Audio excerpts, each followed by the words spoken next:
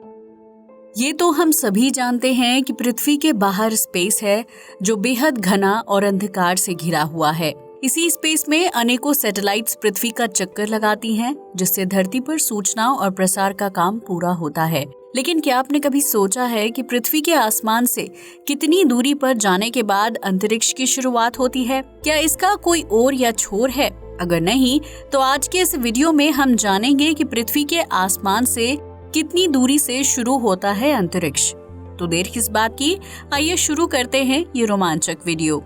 क्या है अंतरिक्ष? पृथ्वी के आसमान से अंतरिक्ष की दूरी जानने से पहले हमें ये समझना होगा कि अंतरिक्ष क्या है और कैसा दिखाई देता है। पृथ्वी पर दिन के समय सूरज की रोशनी की वजह से हमें अंतरिक्ष नहीं दिखाई देता है, लेकिन अंधेरा होने पर आसमान में सैकड़ों तारे दिखने लगते हैं। ये तारे दिन के समय भी आसमान में ही होते हैं, लेकिन सूरज की रोशनी की वजह से हमें क्लियरली दिखाई नहीं देते। अंतरिक्ष एक ऐसी जगह है जहाँ पर सभी खगोलीय पिंड, तारे और विभिन्न ग्रह होते हैं, जबकि धरती का आकाश वो जगह होती है जो बिल्कुल खाली होता है। अंतरिक्ष में ग्रहों और तारों के अलावा कम घनत्व वाले गैसीय पार्टिकल्स होते हैं, जिसमें हाइड्रोजन और हीलियम कण शामिल हैं। ये प्लेस डार्क मैटर और डार्क एनर्जी से भरी हुई होती है, जहां हर वक्त विभिन्न धातुओं की गंध आती रहती है। इसलिए अंतरिक्ष में जाना और वहां तमाम तरह के खोजी अभियानों को अंजाम देना बहुत ही मुश्किल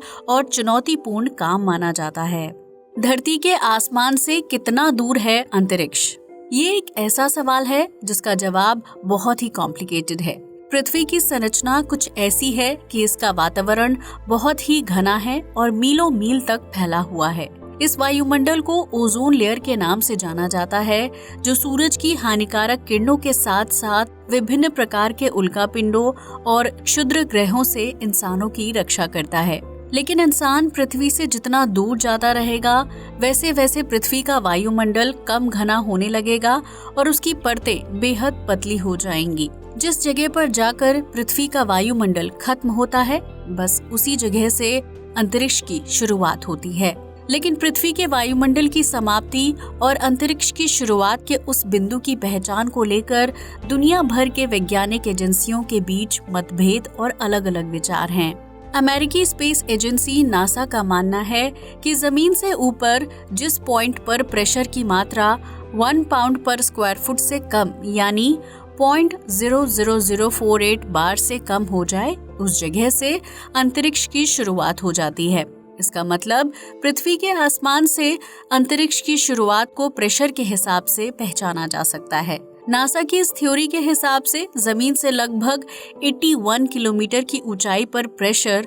0.00048 बार से कम होता है, जहां से अंतरिक्ष की शुरुआत होती है।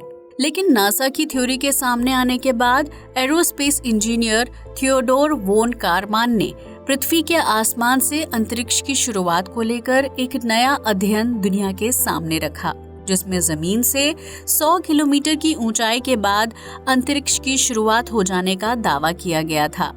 थियोडोर वोन कारमान ने अपनी थ्योरी में बताया कि जमीन से इस दूरी पर विभिन्न स्पेसक्राफ्ट को उड़ान भरने और नीचे आने के लिए ऑर्बिटल वेलोसिटी की जरूरत होती है, जिससे ये साबित होता है कि जमीन से 100 किलोमीटर की दूरी पर ही अंतरिक्ष की शुरुआत होती है। उनकी इस थ्योरी को वैश्विक स्तर पर कई वैज्ञानिक एजेंसियों ने मान्यता दी और जमीन से 100 किलोमीटर की ऊंचाई पर कारमैन लाइन के नाम पर एक काल्पनिक सीमा रेखा का निर्माण कर दिया, जिसके पार अंतरिक्ष की शुरुआत होती है। कारमैन लाइन से नीचे 100 किलोमीटर के हिस्से को धरती का वायुमंडल माना जाता है, जो पृथ्वी को विभिन्न प्रकार के हानिकारक तत्वों से सुरक्षित रखता है। लेकिन कारमैन लाइन के निर्माण के बाद भी आसमान से अंतरिक्ष की शुरुआत को लेकर लगातार शोध कार्य जारी रहे, जिसके परिणाम स्वरूप ये सवाल खड़ा होने लगा कि पृथ्वी का वातावरण हजारों किलोमीटर तक फैला हुआ है,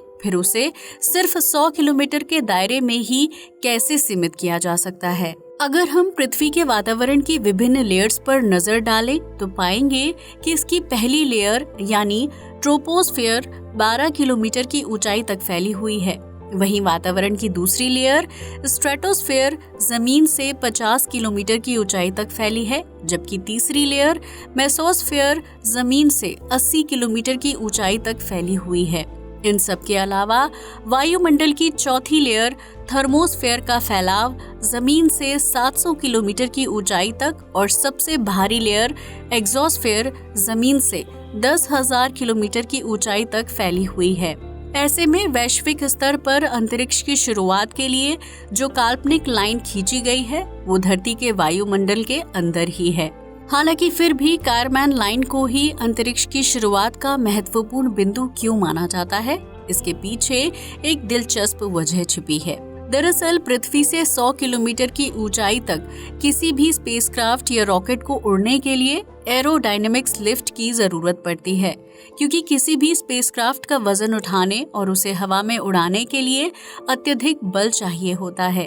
लेकिन जैसे ही कोई स्पेसक्राफ्ट आसमान में 100 किलोमीटर की ऊंचाई पर बनी कारमैन लाइन को क्रॉस करता है, उसे उड़ान भरने के लिए अत्यधिक बल की जरूरत नहीं पड़ती है। यही वजह है कि पृथ्वी के वायुमंडल के मीलों मील तक फैले रहने के बावजूद भी जमीन से 100 किलोमीटर की ऊंचाई के बाद अंतरिक्ष की शुरुआत हो जाती है, जहां कोई भी स्पेसक्राफ्ट या सैटेलाइट उड़ान भरने के लिए ऑर्बिटल वेलोसिटी पर निर्भर रहता है।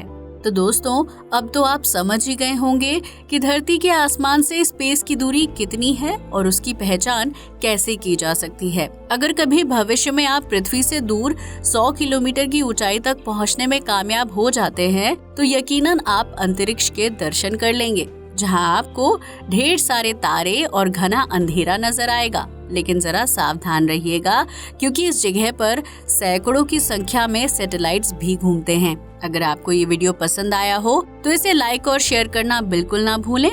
साथ ही हमारे चैनल को भी सब्सक्राइब करें। जय हिंद दोस्तों।